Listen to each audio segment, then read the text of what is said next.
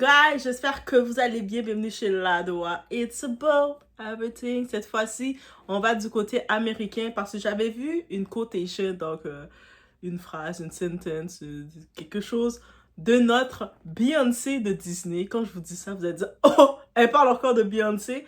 Non, mais très cher, je parle de Raven Simon. Beyoncé a jamais été dans Disney déjà, elle culte que vous êtes. Oh, bien sûr que je parle de Raven Simon. Parce que Raven Simon, pour toutes les communautés afro, nos communautés, nous les blacks, elle représente notre Beyoncé de Disney, ok? On a grandi avec elle, on était comme, we was happy to say, that's so Raven. So, that's so Raven, elle a passé quelque chose, elle a dit quelque chose qui a attiré l'attention, et on en retourne sur ça, parce que ça a attiré mon attention, et si ça a attiré mon attention, ben ça a attiré votre attention aussi. Aussi simple que ça, et oui. Et si le terme africaine-américaine, africain-américain, c'est le terme, était devenu une étiquette imposée plus qu'une identité choisie. Est-ce que nous, les Noirs de l'Amérique, on avait décidé qu'on voulait être africains? On n'a pas demandé. On nous a juste imposé que le fait que vous êtes Noir, vous êtes africain. Mais on est, techniquement, ça fait plus de 400 ans que, pour la plupart d'entre nous, on n'a pas mis nos pieds en Afrique. C'est la réalité, guys. Parce que quand une femme comme Raven Simone ose dire si les blancs nés en Amérique ne sont pas appelés européens, européens américains, pourquoi moi je dois être appelée africaine américaine? Donc tu sais, les blancs qui sont en Amérique, on les associe pas à l'Europe. Mais moi, à cause que je suis noire, on doit m'associer à l'Afrique. The F. Internet explose, bien entendu. Comme d'habitude. Mais derrière la polémique, il y a une vraie question identitaire que beaucoup refusent d'avoir. Et vous savez quoi? Ici, sur Ladoa, la beauté de ça, on va avoir cette question d'identité. En plus, on est là pour l'avoir. Donc, it's about everything. On met des likes. Mettez votre identité en avant. Et on y va.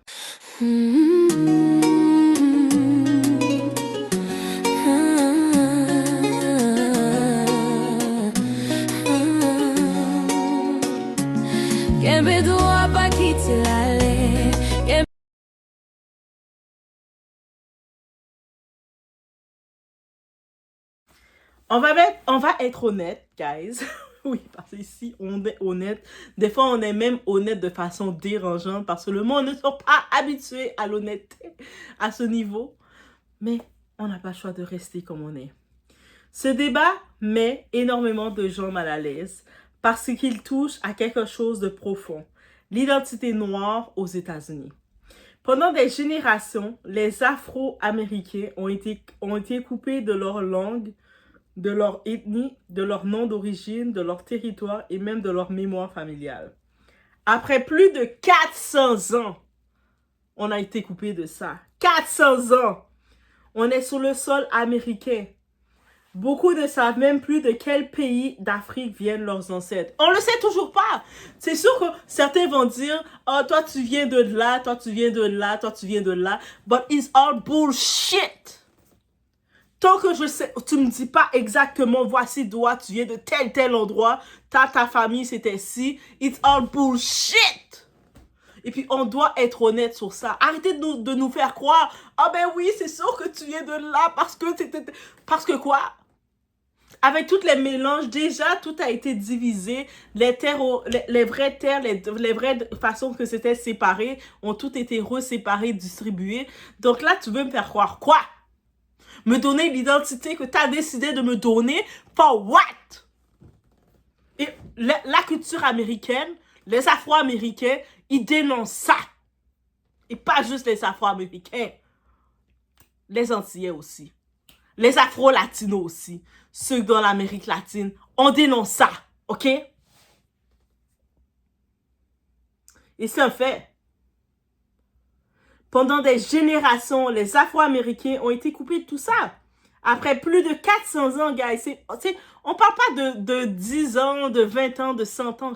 400 ans. Donc, on sait pas, nos ancêtres, ils viennent du Nigeria, ils viennent du Ghana, ils viennent du Congo, du Sénégal, du Bénin, on sait pas. Ça, c'est vous qui voulez nous réclamer une identité. Vous voulez nous réclamer une identité et pour qu'on crache sur notre vraie identité. Et c'est ça le problème qu'on dénonce. Donc, quand Raven Simon dit « Je suis américaine », point, c'est son identité selon ce qu'elle reconnaît d'elle. Depuis 400 ans, elle n'a aucune assurance de pouvoir dire « Je viens de tel endroit, ma famille s'appelait Chukubugaga, et puis voici. » Elle ne peut pas le dire. Vous voulez tellement qu'on le dise, on vous borde. Ce n'est forcément... Et puis, il faut savoir, ce n'est pas forcément un rejet de l'Afrique. C'est pas qu'on veut rejeter l'Afrique. C'est aussi le constat brutal d'une rupture historique. Il y a eu la séparation qui s'est faite. Ça fait plus de 400 ans. Et vous voulez toujours qu'on s'assimile à vous. Alors que vous respectez pas notre histoire.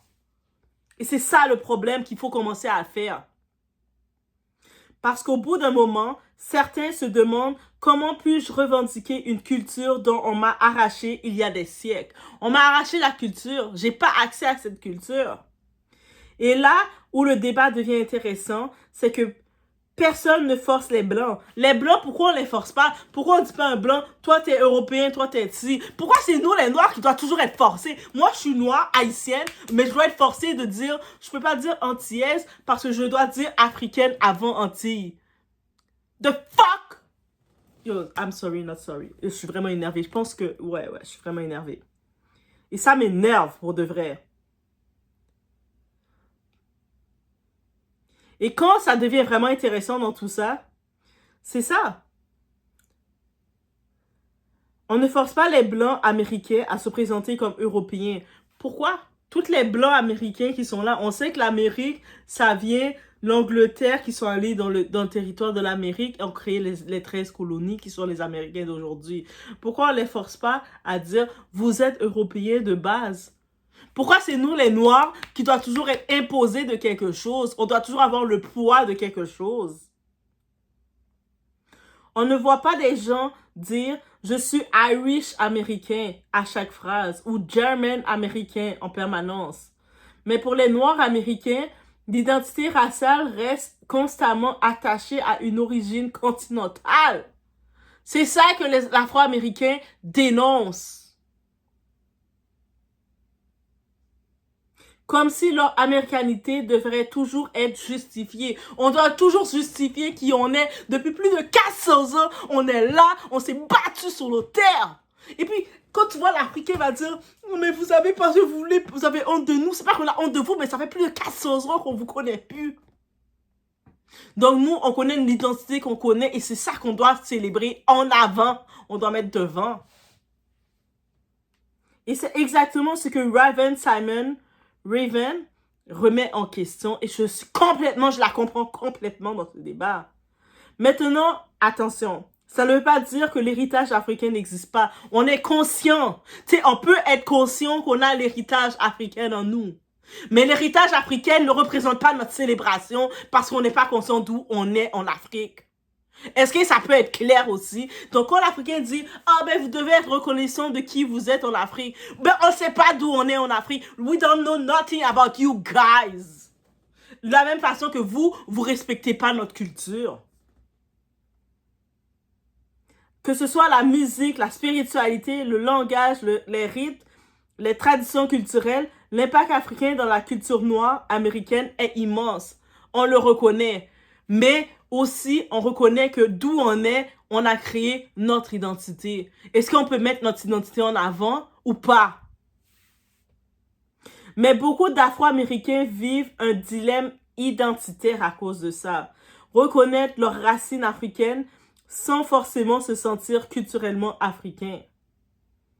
Et ça, certaines personnes refusent de l'entendre parce qu'il y a une différence entre avoir une ascendance africaine et avoir une identité africaine vécue. On n'a pas vécu en Afrique. So, j'arrive en Afrique maintenant, je vais visiter, je vais être contente, je vais dire « Oh, c'est les terres de mes ancêtres, ça va être beautiful. » Et basta. De la même façon, j'arrive au Portugal, je vais aussi sentir je ressens quelque chose. Ou en Espagne, je ressens aussi quelque chose. L'Espagne est venue coloniser nos terres. Donc oui, je vais ressentir quelque chose quand j'arrive en Espagne aussi.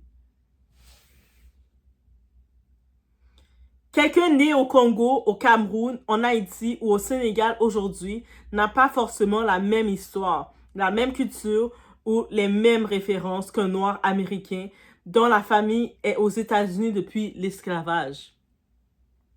Et c'est là que les tensions commencent parfois entre Africains, Caribéens et Afro-Américains. Certains Africains disent, vous avez oublié vos racines. Ils veulent nous culpabiliser. Ils veulent nous faire sentir mal, comme si c'était de notre faute, alors que on a peut-être été vendu ou on a peut-être été trahi. Bref. Pendant que certains Afro-Américains répondent, on nous les a volés. On a volé nos racines. C'est pour ça qu'on a pu accès à ça. Aussi simple que ça. Et cette phrase, elle change tout.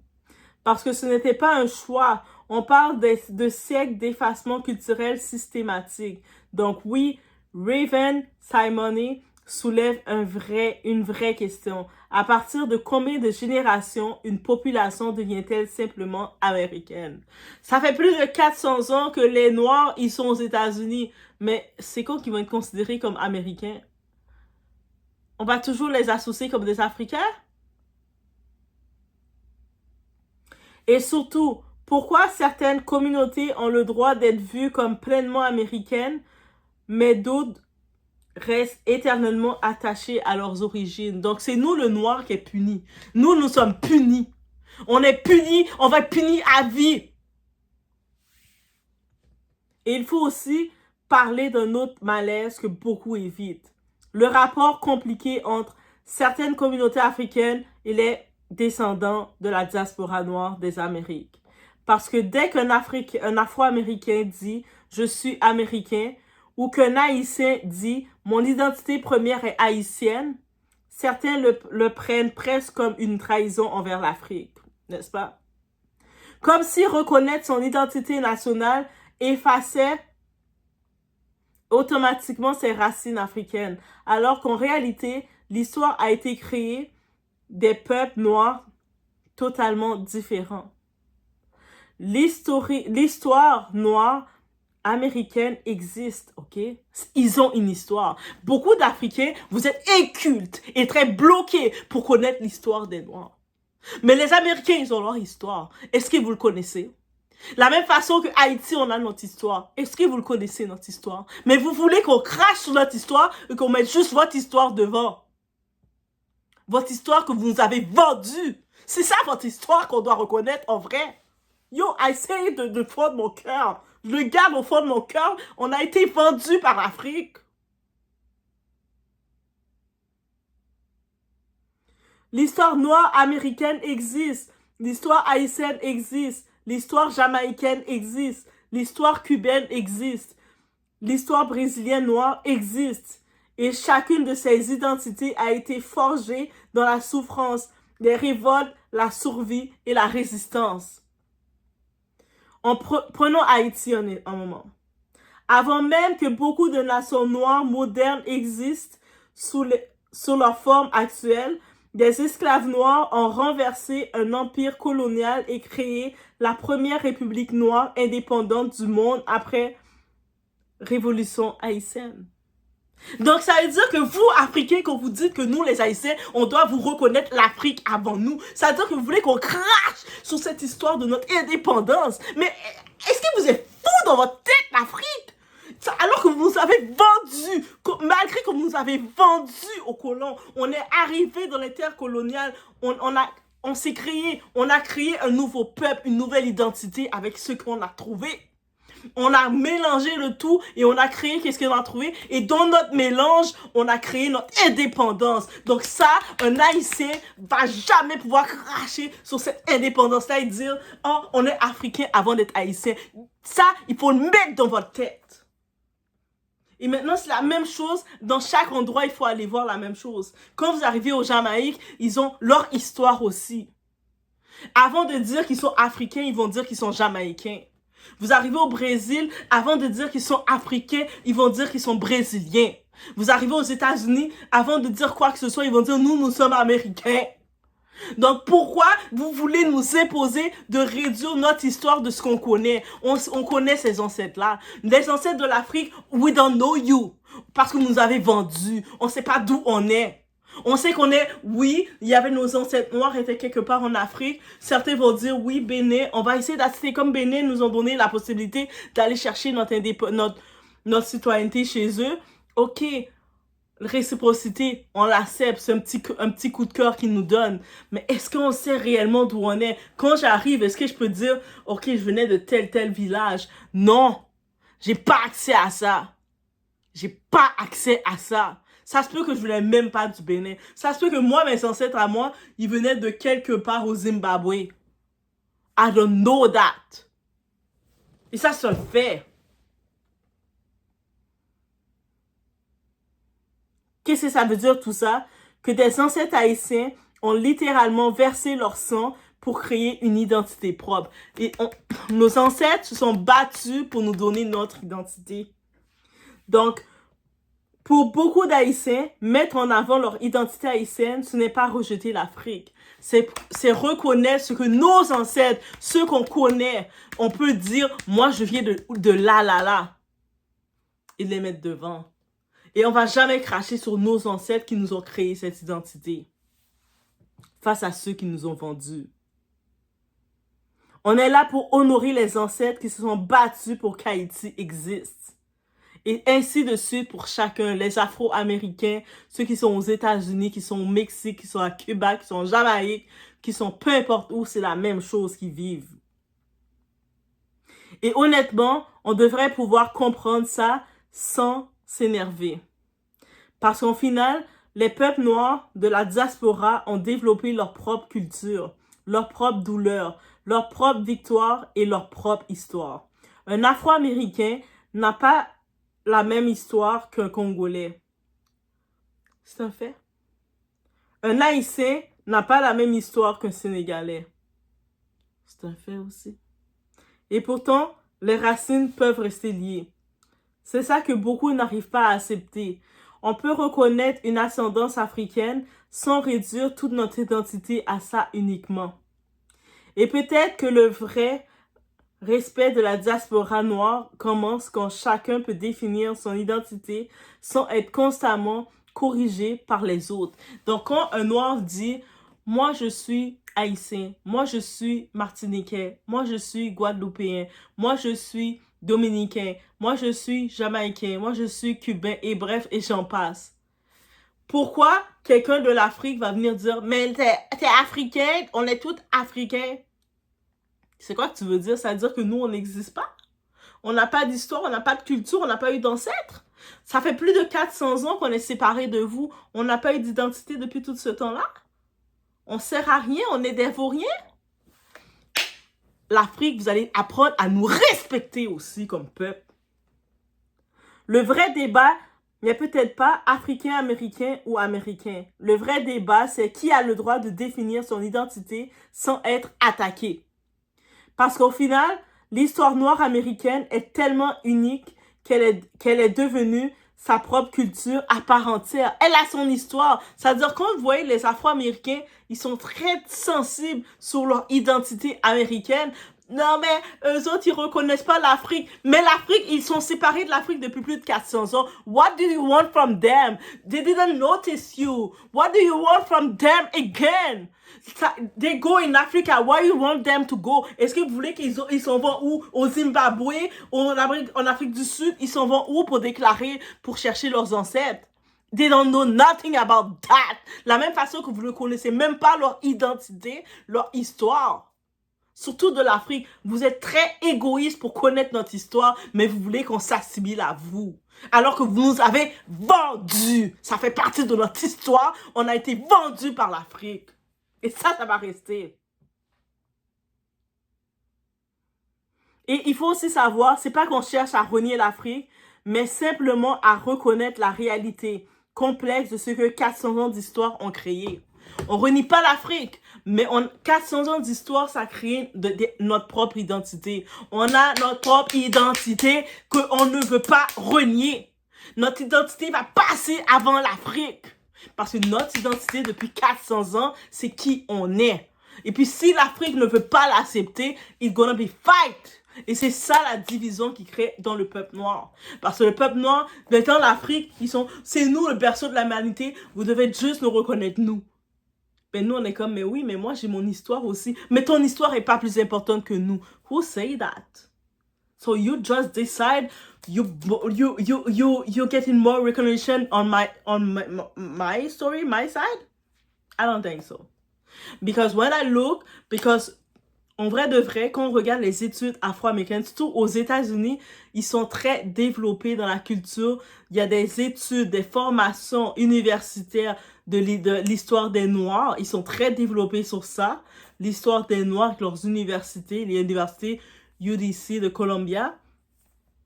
Crois-moi, ils connaissent l'histoire des Noirs. Et dans l'histoire des Noirs, il y a un fait qu'ils savent, que l'Afrique nous a vendu ses enfants, et c'est pour ça qu'on s'est retrouvés esclaves. On a dû se battre pour créer notre identité. Et ça fait partie de cette identité depuis près de 400 ans qu'on a avec nous. Et là maintenant, vous l'Afrique, vous nous dites juste, rejetez maintenant votre identité que vous avez depuis près de 400 ans, vous avez bâti votre identité, et puis reconnaissez l'identité de ceux qui vous ont vendu, qui vous ont en quelque sorte trahi. Oui, on peut commencer à faire la paix avec l'Afrique. Et c'est ça le but. On est là pour faire la paix avec l'Afrique, mais on n'est pas là pour renier notre identité. Et ça, il faut que l'Afrique, vous l'acceptiez. Et c'est ça le message de Raven Simon qu'elle a passé. Et je suis complètement 100% d'accord avec elle. Je vous laisse sur ce peace.